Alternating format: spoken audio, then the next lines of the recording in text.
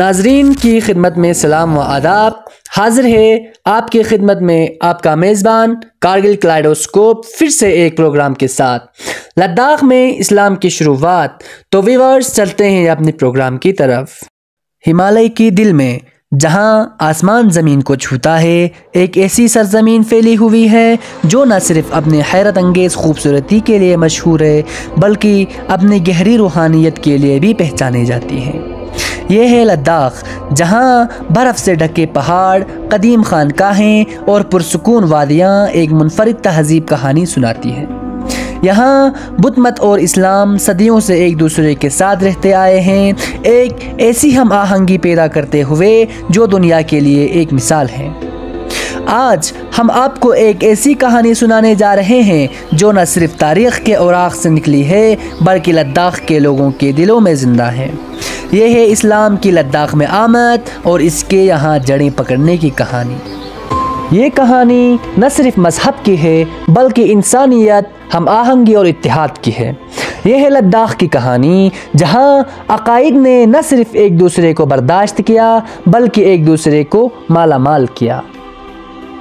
لداخ کی سرزمین صدیوں سے تہذیبوں کا سنگم رہی ہے. یہ وہ جگہ ہے جہاں وسطی ایشیا، چین اور جنوبی ایشیا کی ثقافتیں آپس میں ملتی تھیں. شاہراہ ریشم یعنی سلک روٹ جو دنیا کے سب سے اہم تجارتی راستوں میں سے ایک تھی، اس نے نہ صرف سامان بلکہ خیالات، ثقافت اور مذہب کو بھی ایک جگہ سے دوسری جگہ پہنچایا ہے. ڈاکٹر صدیق وحید فرماتے ہیں، شاہراہ ریشم صرف تجارت کے لیے نہیں تھی، یہ خیالات اور ثقافتوں کا ایک پل تھی. مسلمان تاجر اور صوفی بزرگوں اسی راستے سے لداخ پہنچے اور یہاں اسلام کی بنیاد رکھی. لداخ میں اسلام کی تبلیغ میں صوفی بزرگوں کا کردار نہایت اہم ہے.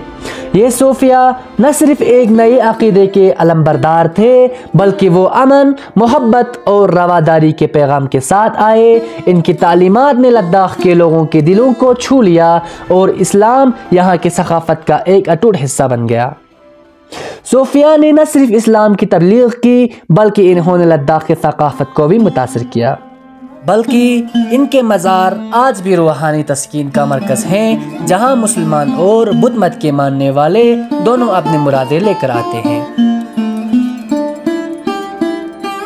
مخپون خاندان کے دور میں لداخ کے تاریخ میں ایک نئے باب کا اضافہ ہوا. یہ وہ وقت تھا جب اسلام کو شاہی سرپرستی حاصل ہوئی اور مذہبی ہم آہنگی نے ایک نئی بلندی کو چھوا. راجا جمیانگ نامگیل جو خود بدھ مت کے ایک پیروکار تھے، انہوں نے بلٹستان کے ایک مسلمان ملکہ سے شادی کی جو نہ صرف ایک سیاسی اتحاد تھا بلکہ دو عقائد کے درمیان ایک پل بھی تھا. مخپون خاندان کے دور میں لداخ کے ثقافتی اور مذہبی زندگی نے ایک نئی شکل اختیار کی. بدھ مت اور اسلام کے درمیان ہم آہنگی نے لداخ کو ایک منفرد شناخت بخشی جو آج تک قائم ہے. ناظرین، اب ہم دیکھیں گے کہ کس طرح راجا جمیانگ نامگیل نے بلٹستان کی ملکہ یعنی کہ گیل خاتون سے شادی کی. اس کے بیسس پہ کہ یہاں پہ کچھ کہانیاں دکھائی جاتی ہیں جو کہ کچھ ہسٹورینز اس چیز کو ایگری کرتے ہیں اور کوئی ہسٹورینز اس چیز کے لیے ایگری نہیں کرتے. جمیانگ نامگیل کے بلٹستان میں اسیر ہونے کی کہانی. جمیانگ نامگیل کی بلٹستان میں اسیر ہونے کی کہانی لداخ کی تاریخ کا ایک اہم اور دلچسپ واقعہ ہے. یہ واقعہ بعض تاریخی روایات میں بیان کیا جاتا ہے لیکن اس کی صحت اور تفصیلات پر مورخین کے درمیان اختلاف پایا جاتا ہے. ذیل میں اس واقعے کے بارے میں تفصیلات اور مختلف نقطہ نظر پیش کیے گئے ہیں. واقعے کا منظر جنگی تنازع. بعض تاریخی روایات کے مطابق جمیانگ نامگیل نے بلٹستان کے خلاف ایک مہم چلائی جس کے دوران وہ بلٹستانی فوجیوں کے ہاتھوں اسیر ہو گئے.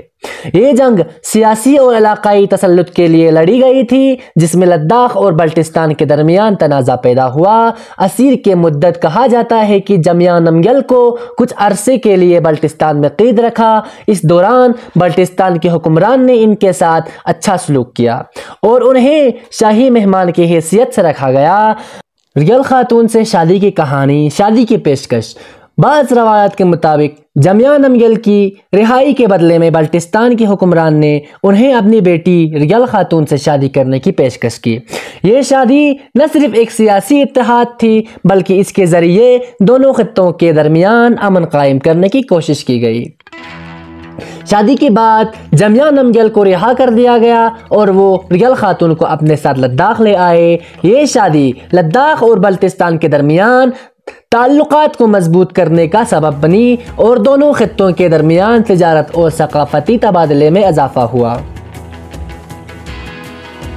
روایات کے اختلافات، بعض مورخین کا خیال ہے کہ جمیا نمگل کے بلٹستان میں اسیر کی کہانی ایک افسانوی روایت ہے جس کی تاریخی شواہد کم ہیں۔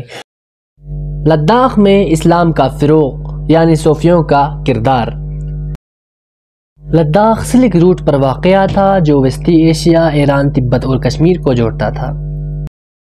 مسلمان تاجر، مبلغین اور صوفی بزرگ اس علاقے میں آنے اور اسلام کی بنیادی تعلیمات کا تعارف کرایا۔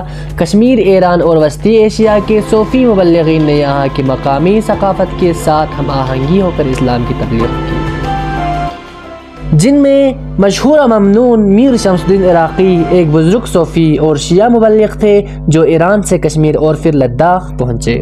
اس کے بعد سید میر ہاشم ایک مشہور صوفی بزرگ تھے جنہوں نے ایران سے آئے اور کرگل کے علاقے سانکو میں قیام کیا۔ ناظرین، یہ تھے ہماری چھوٹی سی کوشش لداخ کے ورثے کو اجاگر کرنے کی۔ آپ کی رائے ہمارے لیے اہم ہے۔ تب تک کے لیے اجازت دیجیے۔ اللہ حافظ۔